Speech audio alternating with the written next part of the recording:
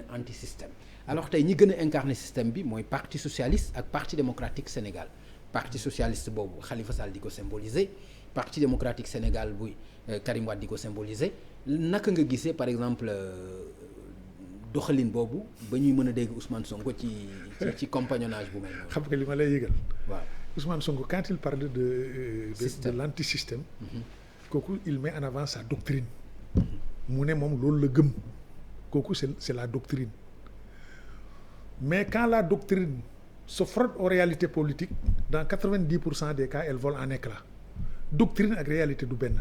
ça ne veut pas dire que doctrine amul solo parce que doctrine ay balises la quand même am na solo parce que mais bu la ci kenn nax en politique le président Houphouët-Boigny daan na wax ne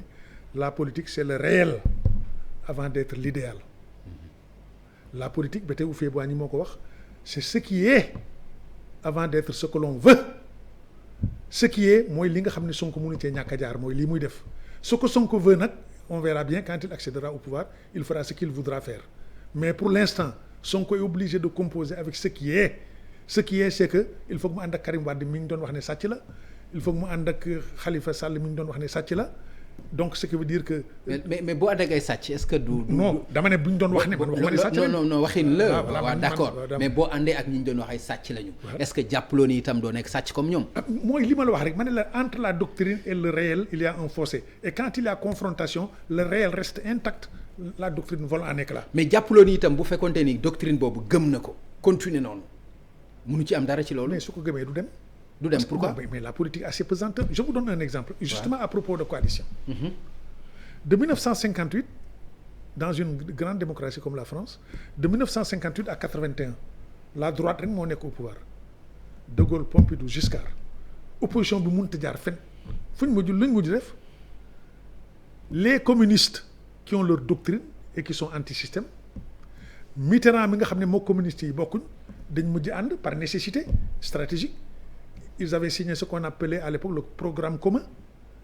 mooy li ma la doon wax léegi aussi bañ defee seen programme commun dugg ci gouvernement bi loo ci gis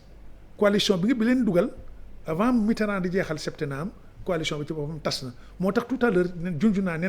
naa la une coalition elle est faite pour gagner mais elle n'est pas faite pour gouverner. Mitterrand a commencé avec les communistes il a terminé avec Michel Joubert qui était son ministre du commerce extérieur qui était directeur de cabinet de Pompidou ministre des affaires étrangères de Pompidou ami de Hassan II donc un homme de droite. Tu commences avec Charles Fitterman communiste tu termines avec Michel Joubert homme de droite pour dire que la politique c'est pas simple c'est pas linéaire c'est pas rectiligne man waxi anti-système yooyu ay wax la rek mais il n'y a que le réel en politique exactement comme en guerre c'est le terrain qui commande. D'accord mais yaakaarloo ni itam opposition bi bu ñu gënoon mën a